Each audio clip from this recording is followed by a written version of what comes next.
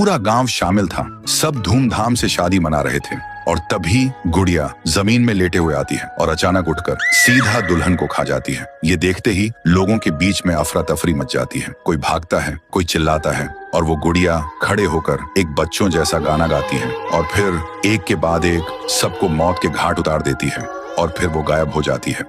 गांव फिर से कांप उठता है। सुबह सब लोग इकट्ठा होते हैं और कहते हैं वो भूखी लड़की वापस आ गई है। इस बार एक गुड़िया बन के लोग घुटनों के बल गिर जाते हैं और रो रो कर कहते हैं, हे भगवान हमें बचाओ। तभी गांव का मुखिया आता है और गुस्से में कहता है, चाहे वो कोई भी हो, है तो एक गुड़िया ही ना, आज रात मैं उसे खुद गांव से निकालूंगा। फिर रात के ठीक 2:30 बजे मुखिया अपने 2 चेलों के साथ गांव के बीच खड़ा होता है और फिर वही धुआं छा जाता है और वही आवाज, वो गुड़िया धुएं से निकलती है और सीधा मुखिया के पास चल के आती है। मुखिया कहता है, निकल जा मेरे गांव से, नहीं तो तुझे यहीं बिखरा दूंगा। गुड़िया हंसती है और कहती है, तेरे से पहले भी किसी ने ये सोचा था। और उसी पल वो गुड़िया बड़ी होने लगती है और अपनी पैर से तीनों को कुचल के मार डालती है।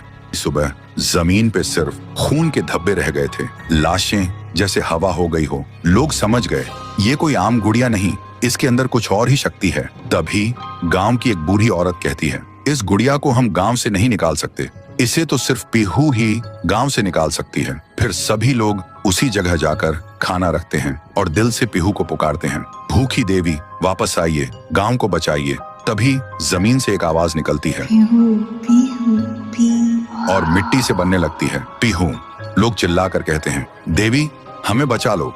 फिर रात होती है। वो गुड़िया गाना गाते हुए आती है, लेकिन अचानक पीहू उसके सामने आ जाती है। गुड़िया रुक जाती है। पीहू उसे पकड़ने जा रही होती है, लेकिन गुड़िया हवा में उड़ जाती है। पीहू भी उसके पीछे उड़ जाती है और अपनी आंखों से आग छोड़ के गुड़िया को जलाने की कोशिश करती है, लेकिन गुड़िया एक धुएं में छुप जाती है और फिर अचानक पीहू के पीछे आके उसे एक जोर का वार करती है। पीहू आसमान से जमीन पे आ गिर जाती है और फिर वो गुड़िया पीहू की शक्ति छीनने लगती है। पीहू की ताकत धीरे धीरे गुड़िया के पास जा रही होती है। कुछ देर बाद पीहू जमीन पे गिर जाती है। जब वो उठती है तो देखती है उसका शरीर धुंधला हो गया है और जब वो अपने आप को छू रही थी तो हाथ उसके शरीर के आर पार जा रहा था। वो वहीं गिर के रोने लगती है और जोर से चिल्लाती है भैया, भैया, भैया। और उसकी आवाज सीधा